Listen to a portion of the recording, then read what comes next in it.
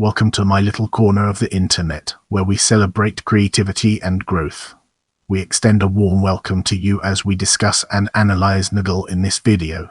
Nergal, Sumerian, KIŠ.UNU or Aramaic, was a Mesopotamian god worshipped through all periods of Mesopotamian history, from early dynastic to Neo-Babylonian times, with a few attestations indicating that his cult survived into the period of Achaemenid domination. He was primarily associated with war, death, and disease, and has been described as the god of inflicted death.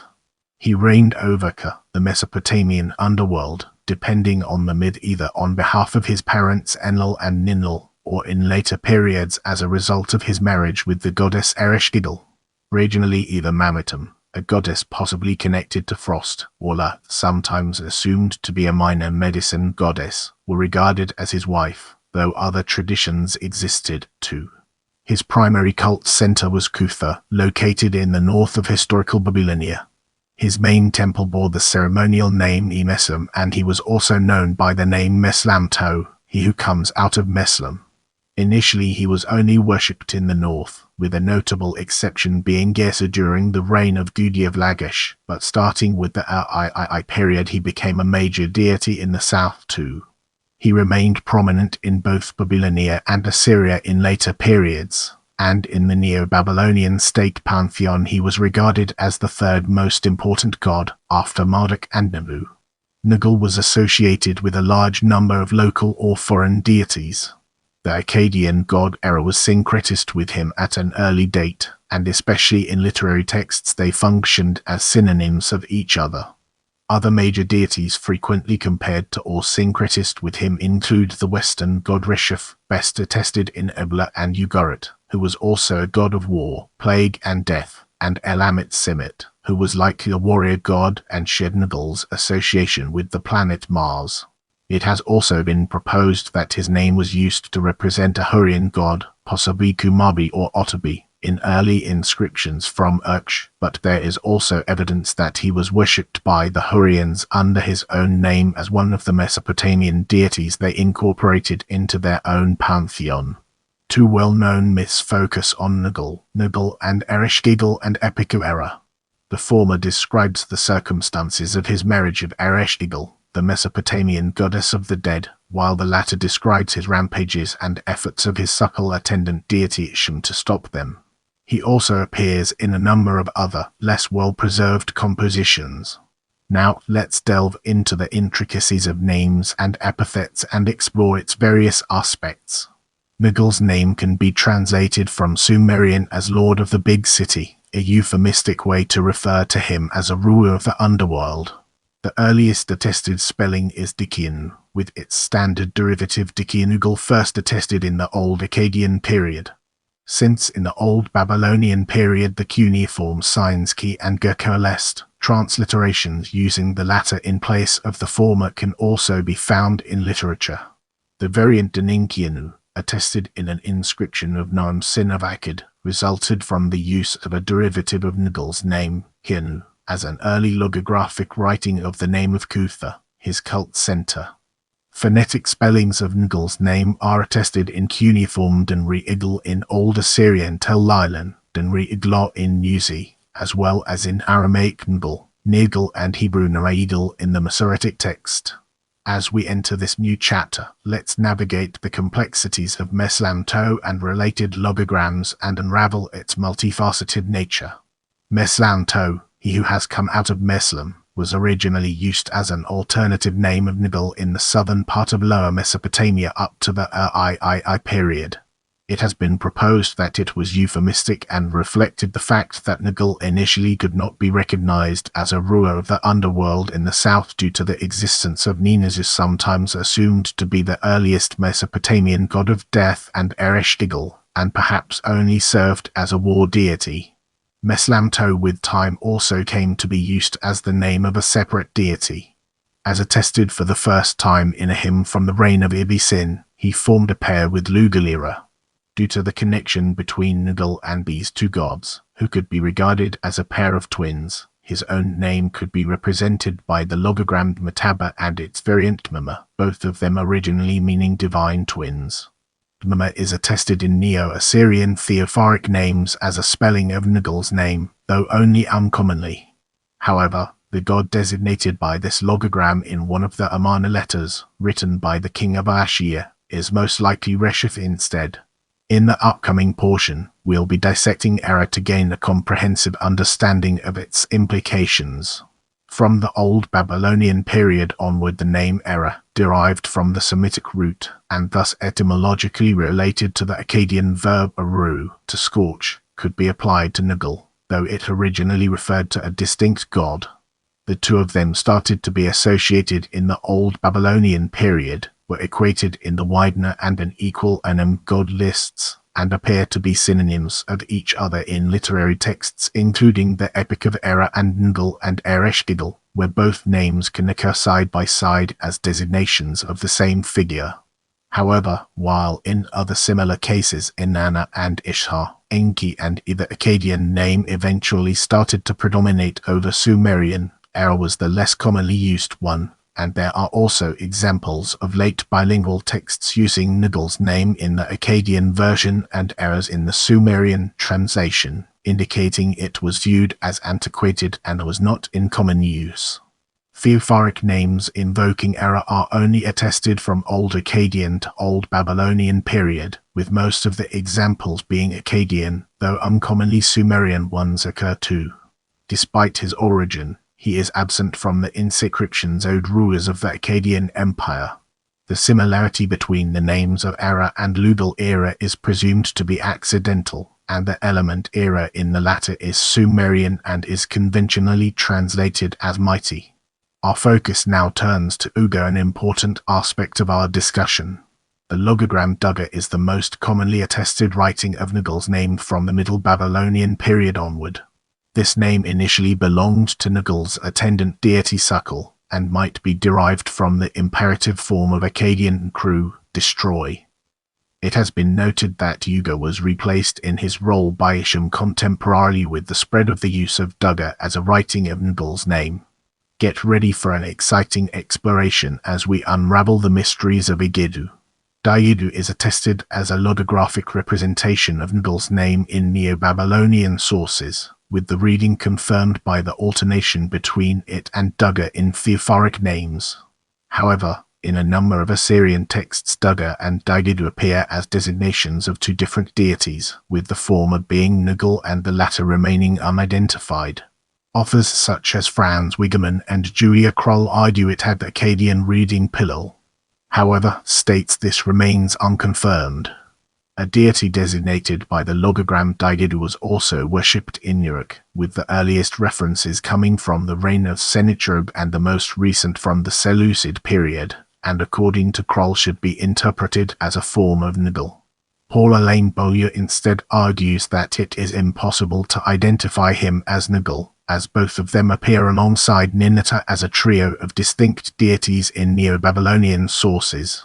According to the god list, an E-Meslam Enkidu could also be used as a logographic writing of the names of Ninurta Tablet 6, line 192. However, a variant lists the Sumerian Girsu instead of Enkidu and the Elamite deity Idjita Tablet 6, line 182, also attested in Elamite theophoric names. It could also be used to represent the names of Lugal era and Meslamtaea. Bolu points out that in the Neo-Babylonian period two different deities whose names were rendered as Enkidu were worshipped in Udanu, and proposed a relation with Lugal era and Meslamtaea. The single attestation of Enkidu as a representation of the name of Alamu is an astronomical text is presumed to be the result of confusion between him and Ningablida, the little twins, with Lugal era and Meslamtaea, the great twins. As we progress through this video, let's now turn our gaze towards other names and epithets. Nergal also had a large number of other names and epithets, according to Franz Wigemann comparable only to a handful of other very popular deities, especially Inanna, with around 50 known from the Old Babylonian period, and about twice as many from the later god list and E-Meslam, including many compounds with the word Lugal, Lord. For instance, he could be referred to as Lugal Silima, Lord of Peace. A few of Nergal's titles point at occasional association with vegetation and agriculture, namely Lugal Asal, Lord of the Poplar, Lugal Jema, Lord of the Date Palm, also a title of Ninata, Lugal Inig, Lord of the Tamarisk, Lugal Zulama, Lord of the Dates. However, Dina Katz stresses that these names were only applied to Nergal in late sources, and it cannot be assumed that this necessarily reflected an aspect of his character already extant earlier on.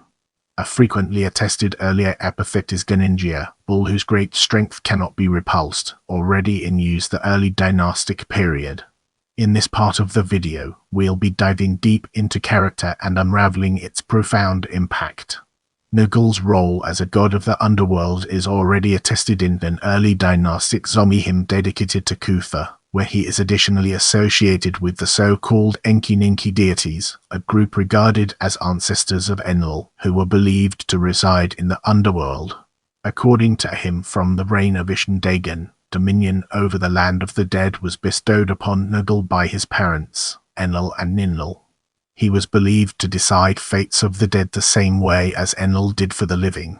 In one Old Babylonian Adab song, Nergal is described as Enlil of the homeland Kalam and the underworld Ka.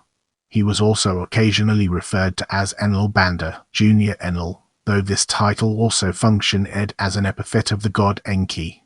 In addition to being a god of the underworld, Nergal was also war god, believed to accompany rulers on campaigns, but also to guarantee peace due to his fearsome nature serving as a deterrent. In that capacity he was known as Lugal Silima, Lord of Peace. He was also associated with disease. As summed up by Franz Wigemann, his various domains make him the god of inflicted death. He also played an important role in apotropaic rituals, in which he was commonly invoked to protect houses from evil. Fragments of tablets containing the Epic of Error, a text detailing his exploits, were used as amulets. Now, it's time to shift gears and explore astral role. Nergal was associated with Mars. Like him, this planet was linked with disease, especially kidney disease in Mesopotamian beliefs. However, Mars was also associated with other deities, Ninazu under the name the Elam star, Nintinaga, and especially Simet, in origin an Aramaic god. The name of the last of these figures in Mesopotamian sources could outright refer to the planet Malsi-Muat, the star Simet. A number of scholars in the early 20th century, for example Emil Kraling, assumed that Nergal was in part a solar deity, and as such was sometimes identified with Shamash.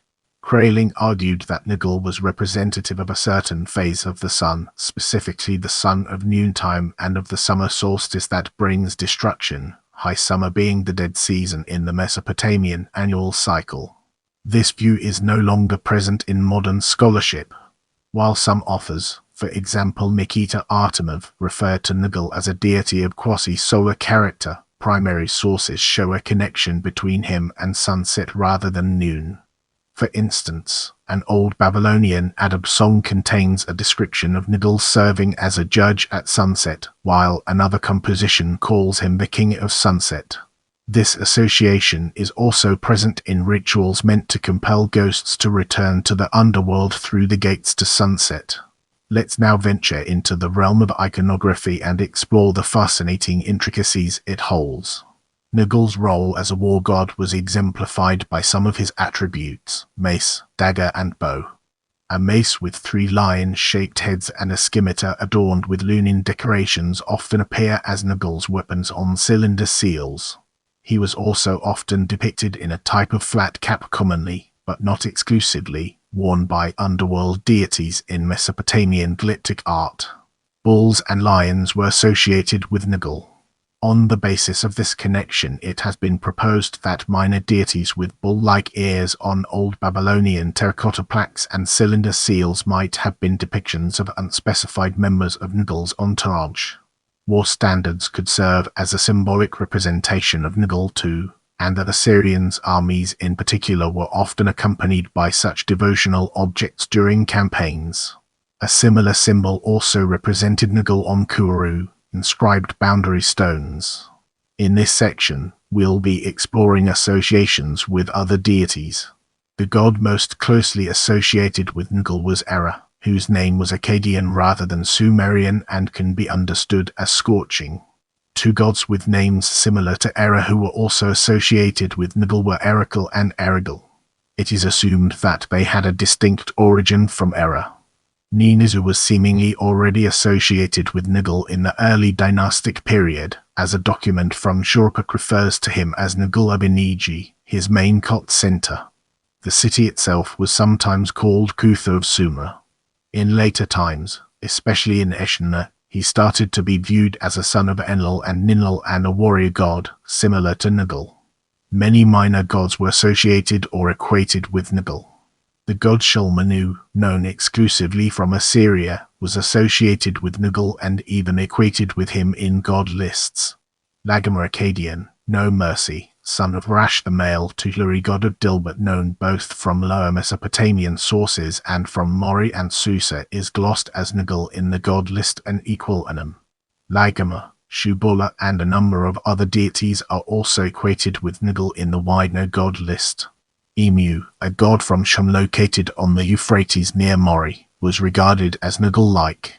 Luhusha Sumerian, angry man, worshipped in KIŠ, was referred to as Nergal of KIŠ.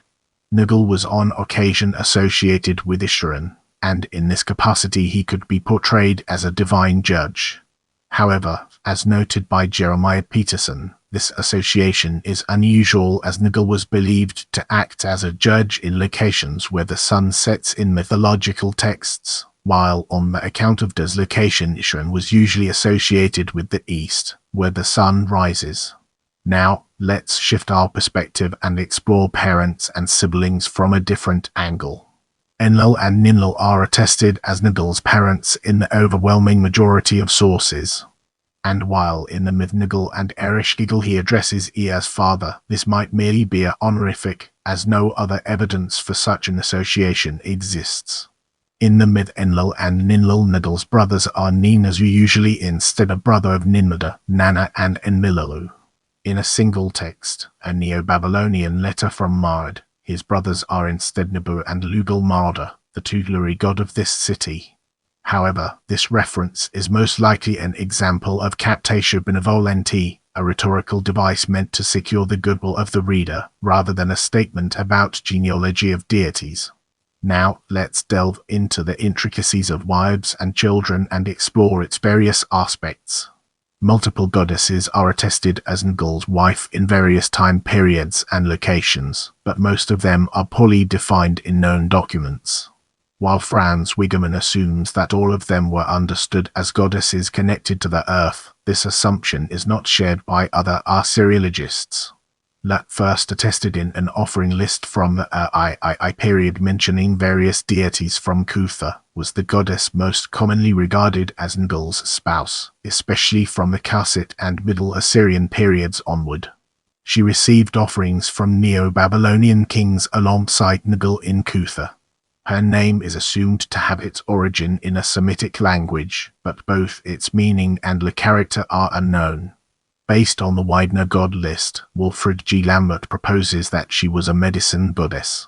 Couples consisting of a warrior god and a medicine goddess such as Pabilsa and Ninisina or Zobaba and Bor were common in Mesopotamian mythology. Another goddess often viewed as the wife of Nergal was Mammitum. Her name is homophonous with Mammi, a goddess of birth known for example from the Nippur god list, leading some researchers to conflate them.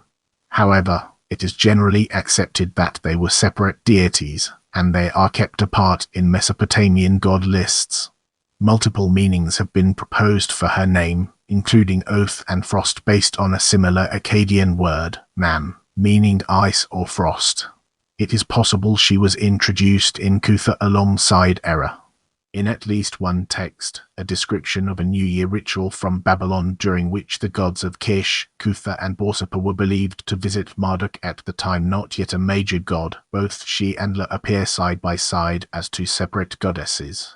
In the Nippur god list La occurs separately from Nergal, while Mammitum is present right behind him, which along with receiving offerings alongside him indicate in the same city in the Old Babylonian led researches to conclude a spousal relation existed between them. She is also the wife of Ereshkigal in the Epic of Error. The Middle Babylonian god list and E-UNU mentions both La and Mammitum, equating them with each other, and additionally calls the goddess Ereshkigal's wife. She is otherwise only known from personal names and a single offering list from Old Babylonian Mari. In 3rd millennium BCE in Girsu, the spouse of Nergal Meslamtaea was Inanna's suckle Ninshaba, otherwise seemingly viewed as unmarried. Attestations of Ninshaba as Nergal's suckle are also known, though they are infrequent. According to the Nergal and Ereshkigal, he was married to Ereshkigal, the goddess of the dead. In god lists, however, they do not appear as husband and wife, though there is evidence that their entourages started to be combined as early as in the Early period. Ereshkigal's importance in Mesopotamia was largely limited to literary, rather than cultic, texts. Nergal's daughter was Tabmisham, a minor underworld goddess first attested in Dram in the III period. In an offering list she appears alongside La. Her name has Akkadian origin, possibly being derived from the words Tmusu to humble or Dmu connected to the word hidden, though more distant cognates were also proposed, including Gias Damasu to abolish, to destroy, or alternatively to hide. It has also been proposed that a linguistic connection existed between her and the Ugaritic goddess Tabmish or Dabmish-dum in the alphabetic script, who in some of the Ugaritic texts occurs alongside Reshef, though a copy of the Widener god list from Ugarit however equates Tabmish with Shuzina rather than Tabmisham. In Neo-Babylonian lists of so-called divine daughters, pairs of minor goddesses associated with specific temples likely viewed as daughters of their head gods, the daughters of E-Meslam from Kutha are Dadamusha Tabmisham and Belit Ili. While Franz Wigeman and Piotr Mijalowski additionally regard the god Shubula as Nergal's son, it is actually difficult to determine if such a relation existed between these two deities due to the poor preservation of the tablet of the god list and E-UNU where Shubula's position in the pantheon was specified. Shubula might have been a son of Isham rather than Nergal. He was an underworld god and is mostly known from personal names from the III and Isin-Lhasa periods. His name is most likely derived from the Akkadian word abu dry. There is also clear evidence that he was regarded as Tabmisham's husband. Now, we shift our focus to servants, a topic that deserves our attention. Nergal's suckle attendant deity was initially the god Uga, possibly the personification of his sword. After the Old Babylonian period he was replaced in this role by Isham. Sporadically Inanna's suckle Ninshaba or Ereshkigal's suckle Namta were said to fulfill this role in the court of Nergal instead. His other courtiers included so-called day demons, who possibly represented points in time regarded as inauspicious, various minor deities associated with diseases, the minor warrior gods known as Sebeti, and a number of figures at times associated with Ereshkigal and gods such as Ninizu and Ningishida as well, for example Namta's wife Hushbisha, their daughter Hedimiku, and the deified heroes Gilgamesh and Itana understood as judges of the dead in this context. In some texts the connection between Gilgamesh in his underworld role and Nergal seems to be particularly close, with the hero being referred to as Nergal's little brother. Prepare yourself for an eye-opening discussion on foreign deities in the upcoming portion of this video. Reshef, a Western god of war and plague, was already associated with Nergal in Ebla in the 3rd millennium BCE, though the connection was not exclusive, as he also occurs in contexts which seem to indicate a relation with E known in Ebla as Heya instead. Furthermore, the Eblate scribes never used Nergal's name as a logographic representation of Reshef's. According to Alfonso Archie, it is difficult to further speculate about the nature of Reshef and his relation to other deities in Eblate religion due to lack of information about his individual characteristics. The equivalence between Nergal and the same Western gods is also known from Ugarit, where Reshef was additionally associated with the planet Mars, much like Nergal in Mesopotamia. Documents from Emma on the Euphrates mention a god called Nergal of the Kilim, seemingly a term designating a market commonly identified with Reshef by researchers. Additionally, Lugal Rasap functioned as a title of Nergal in Mesopotamia according to god lists. It has been proposed that in Urch, a Hurrian city in northern Syria, Nergal's name was used to represent a local deity of Hurrian origin logographically. Two possible explanations have been proposed, Otabi and Kumarbi. The former was a god of Ebelite origin, later associated with Ninata rather than Nergal, while the latter was the Hurrian father of the gods, usually associated with Enlil and Dagon. Concludes in a recent publication that the identification of Nergal in the early Urch inscriptions as Kumarbi is not implausible, but at the same remains impossible to conclusively prove. He points out that it is also not impossible that Kumarbi only developed as a distinct deity at a later point in time. Alfonso Archie notes that it also possible the god meant is Nergal himself, as he is attested in other Hurrian sources as an actively worshipped deity. In the Yazalkea sanctuary, Nergal's name was apparently applied to a so-called sword god depicted on one of the reliefs, most likely a presently unidentified local god of death. The Aramaic god Simit was frequently associated with Nergal, shared his association with the planet Mars and possibly his warlike character, though unlike his Mesopotamian counterpart he was not an underworld deity. In one case he appears alongside La. Walter Henkelmann additionally proposes that Nergal of Hubshil or Hubshan known from Assyrian sources was Simit. However, other identities of the deity identified by this moniker have been proposed as well, with Volkert Hoss instead identifying him as Yuga. Yet another possibility is that Emu was the deity meant. Based on lexical lists, two Karsit gods were identified with Nergal, Shugab and Da. In a Middle Assyrian god list, Kamrush appears among the epithets of Nergal. According to Wilfred G. Lambert, it cannot be established whether this indicates an equation with either the 3rd millennium BCE god Kamish known from the Ebla texts, or the Iron Age god Chemosh from Moab. In late Hellenistic sources from Palmyra, Hatra and Tarsus Heracles served as the interpretatio Graeco of Nergal. Heracles and Nergal were also both at different points in time associated with the Anatolian god Sanders. In the upcoming section, we'll be dissecting worship and exploring its implications in greater detail. Nergal's main cult center was Kutha, where his temple E-Meslam was located. Andrew R. George proposes the translation House, Warrior of the Netherworld for its name. A secondary name of the E-Meslam was Eukia, Fearsome House of the Underworld. It is already attested in documents from the reign of Shulgi, Don whose orders repair work was undertaken there. Later monarchs who also rebuilt it include Apil-Sin, Hammurabi, Ashurbanipal and Nebuchadnezzar II. It continued to function as late as in the Seleucid period. In addition to Kutha, Opak-Apiak is well attested as a major cult center of Nergal, already attested in documents from the Sardinic period. Its precise location is not known, but it has been established that it was to the west of Marad. In this city, he could be referred to as Lugal-Apiak. While absent from Assyria in the Akkadian period, later he rose to the status of one of the most major gods there. Tarbishu was a particularly important Assyrian cult center of both Nergal and his wife La.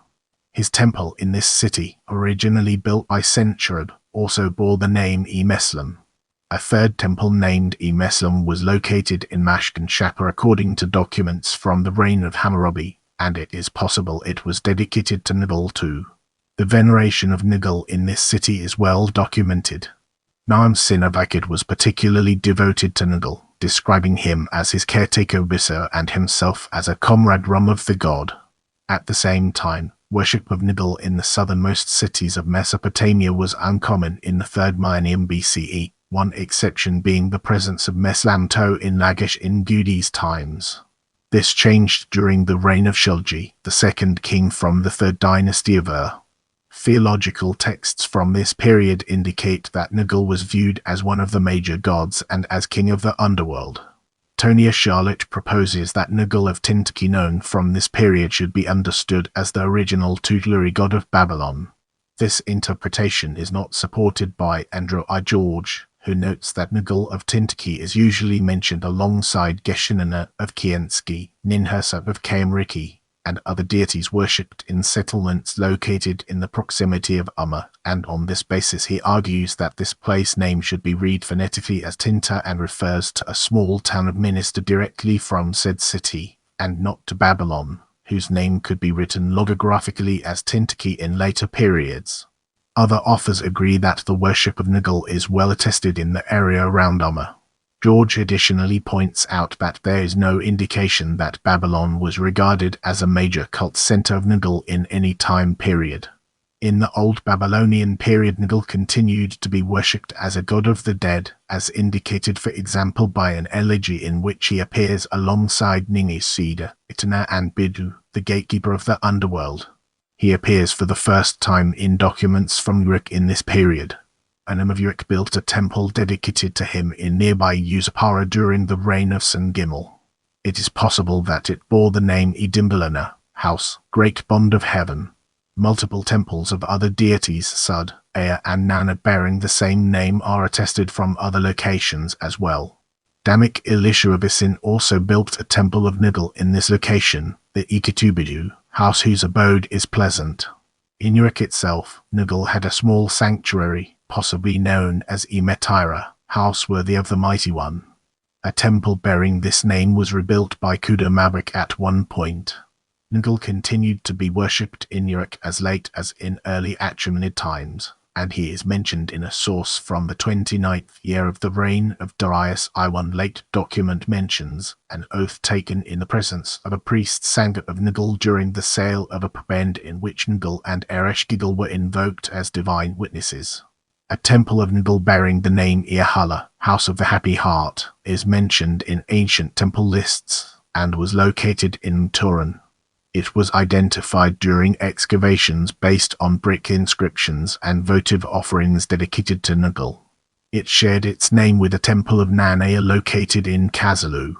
According to Andrew R. George, its name was most likely a reference to the occasional association between Nergal and joy. For example, a street named the Thoroughfare of Nergal of Joy Akkadian took Nergal had existed in Babylon, while one god list mentions Nergal of Jubilation Duga Ariati. In Lagaba, Nergal was worshipped under the name Ikidiu. He could also be referred to as the god of Marad, though this city was chiefly associated with Lugal Marada.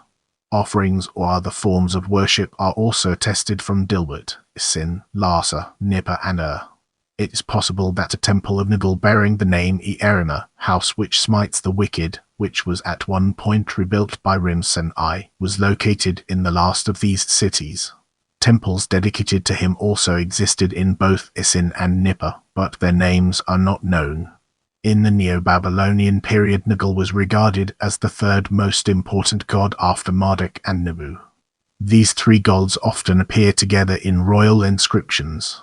Based on a cylinder of Neriglissa providing for E-Meslam in Kutha was regarded as a royal duty, similar as in the case of Marduk's and Nabu's main temples respectively Isagal in Babylon and Izida in Borsippa. However, administrative documents indicate that Nergal and his wife Lu received fewer offerings than Marduk or Nabu.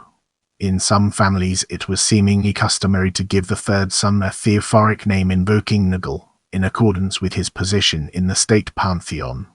14th and 28th days of the month were regarded as sacred to Nergal, as was the number 14 itself, though it was also associated with Sakan. Unlike other Mesopotamian deities with underworld associations, for example Ereshkigal, Nergal is well attested in theophoric names. As we transition, let's shed light on Hurrian reception and its relevance to our ongoing exploration. Nergal was also incorporated into the pantheon of the Hurrians, and it has been argued he was among the earliest foreign gods they have adopted. He is one of the gods considered to be pan-Hurrian by modern researchers, a category also encompassing the likes of Teshub, Shoshka or Nupatik. He is already attested in the inscriptions of two early Hurrian kings of Urksh, Tishitl and Atul-Shen. An inscription of the former is the oldest known text in Hurrian. The sun god and the weather god in this inscription are most likely Hurrian Shemij and Teshub. Atul-Shen referred to Nergal as the lord of a location known as Haarlem. Giorgio Buxellati in his translation quoted above renders the names of the other deities invoked as Shemesh and Ishtar, but according to Alfonso Archi the logograms Dauta and Dinana should be read as Shimij and Shoshka in this case. The worship of Nergal is also well attested in the Eastern Hurrian settlements. These include Erefa, referred to as the City of the Gods, which was located near modern Kirkuk, as well as Ilamani, Tilla and Alam, where an inter-priestess dedicated to him resided. In the last three of these cities, he was associated with the goddess referred to as Ditta Amela, the reading and meaning of whose name are unclear. Now, let's shift our perspective and explore Nergal and Ereshkigal from a different angle. Two versions of the myth Nergal and Ereshkigal are known, one from a single Middle Babylonian copy found in Amarna, seemingly copied by a scribe whose native language was not Akkadian, and another known from Sultanate and from Uruk, with copies dated to the Neo-Assyrian and Neo-Babylonian periods, respectively. The time of original composition is uncertain, with proposed dates varying from Old Babylonian to Middle Babylonian times. Whether Sumerian original existed is unknown, and the surviving copies are all written in Akkadian. Nergal fails to pay respect to Ereshkigal's suckle Namta during a feast where he acts as a proxy of his mistress, who cannot leave the underworld to attend. She demands to have him sent to the underworld to answer for it. The Elamana version states that she planned to kill Nergal, but this detail is absent from the other two copies. Nergal descends to the underworld, but he's able to avoid many of its dangers thanks to advice given to him by E. However, he ignores one of them and has sex with Ereshkigal. After 6 days he decides to leave while Ereshkigal is asleep. After noticing this, she dispatches Namta and demands the other gods to convince Nergal to return again, threatening to open the gates of the underworld if she does not get what she asks for. Nergal is handed over to her again.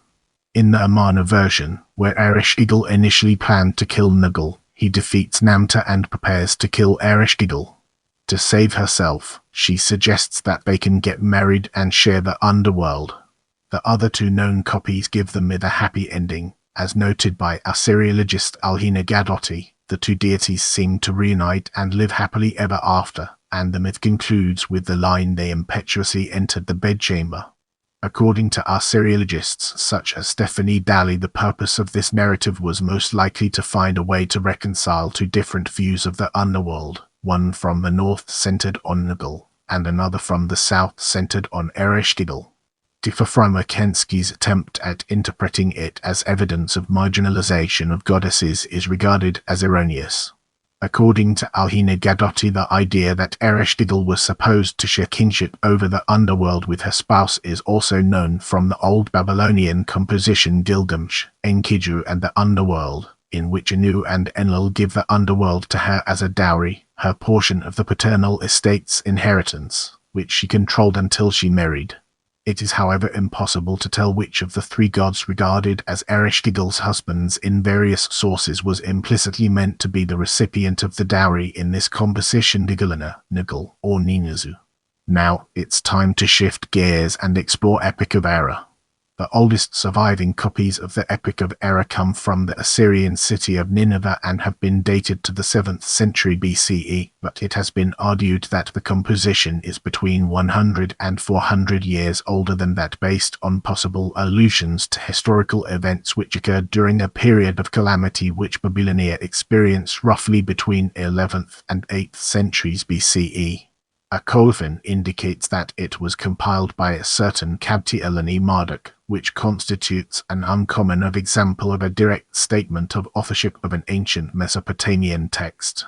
Nergal. The names Nergal and Erra are both used to refer to the protagonist of the narrative desires to wage war to counter a state of inertia he found himself in. His weapons, the Sebiti, urge him to take action, while his suckle Isham, who according to Andrew R. George appears to play the role of Nergal's conscience in this myth, attempts to stop him.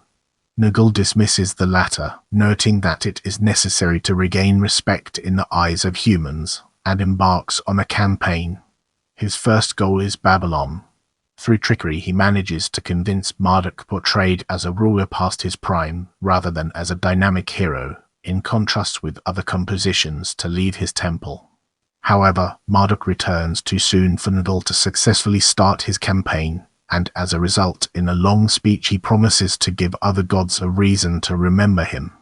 As a result of his declaration, or perhaps because of Marduk's temporary absence, the world seemingly finds itself in a state of cosmic chaos. KIŠ.UNU once again attempts to convince Nergal to stop, but his pleading does not accomplish its goal.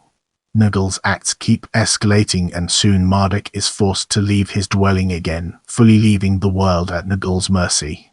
A number of graphic descriptions of the horrors of war focused on nameless humans suffering because of Nergal's reign of terror follow. This is still not enough, and he declares his next goal is to destroy the remaining voices of moderation and the cosmic order as a whole. However, KIŠ.UNU eventually manages to bring an end to the bloodshed. He does so by waging a war himself, targeting the inhabitants of Mount Shasha, seemingly a site associated with the origin of the aforementioned period of chaos in the history of late 2nd and early 1st millennium BCE Babylonia.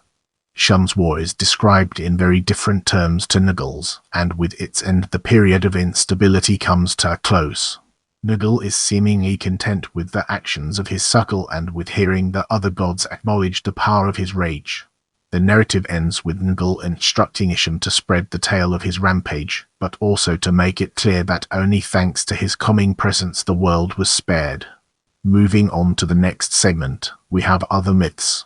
A poorly-preserved Middle Assyrian composition, regarded as similar to the Nabu myth, seemingly describes a battle between Nergal possibly acting on behalf of his father Enlil or the sky god Anu and a monstrous serpent born in the sea. The myth Enmeshar's defeat, only known from a single, heavily damaged copy from the Seleucid or Parthian period, casts Nergal as the warden of the eponymous antagonist and his 7 sons, the Sebiti, presumably imprisoned in the underworld. In the surviving fragments, Enmeshara unsuccessfully pleads with him to be released to avoid being put to death for his crimes at the orders of Marduk. In the aftermath of the ordeal, the universe is reorganized and Marduk shares lordship over it, which seemingly originally belonged to Anu in this composition, with Nergal and Nabu. Wilfred G. Lambert notes these gods were the 3 most prominent deities in the Neo-Babylonian state pantheon. Curiously, Era makes a brief appearance as a god distinct from Nergal, with his former sphere of influence reassigned to the latter. Andrew R. George proposes that a myth presently unknown from textual records dealt with Nergal's combat with a one-eyed monster, the Igital. He notes that Akkadian omen texts from Susa and from the Sealand archives appears to indicate that one-eyed creatures were known as Igidalu, Igidoru or Igital, possibly a loanword from Sumerian Igidili one eye, and that the only god associated with them was Nergal, who in one such omen texts is identified as the slayer of an Igital. There is also evidence that birth of one-eyed animals was regarded as an omen connected to Nergal. He proposes that a relief originally excavated in Kutha, ancient tomb depicting a god stabbing a one-eyed monster with rays of light emanating from his head might be a pictorial representation of this hypothetical myth, though other interpretations have been proposed too, including Marduk killing Tiamat and Ninurta killing Asa. However, neither of these found widespread support, and art historian Anthony Green in particular showed skepticism regarding them, noting art might preserve myths not known from textual record. Wilfred G. Lambert suggested that the Cyclops in mention might instead be a depiction of Enmeshara, based on his description as a luminous deity in Enmeshar's defeat. In the upcoming section, we'll be dissecting later relevance and exploring its implications in greater detail. Nergal is mentioned in the Book of Kings as the deity of the city of Kutha, and the men of Babylon made Succoth-Beneth, and the men of Kutha made Nergal 2 Kings 5:30. In Mandaean cosmology, the name for Mars is Nirig, a derivative of Nergal, which is a part of a recurrent pattern of Mandaean names of celestial bodies being derived from names of Mesopotamian deities. Victorian lexicographer East Cobham Brewer asserted that the name of Nergal, who he identified as the most common idol of ancient Phoenicians, Indians and Persians, meant dunghill cock. This translation is incorrect in the light of modern research, as Nergal's name most likely was understood as Lord of the Big City. His emblematic animals were bulls and lions. Wild chickens were unknown in Mesopotamia prior to the 9th century BCE based on archaeological data, and left behind no trace in cuneiform sources. Thanks for being a part of this amazing journey. I can't wait to bring you more exciting content.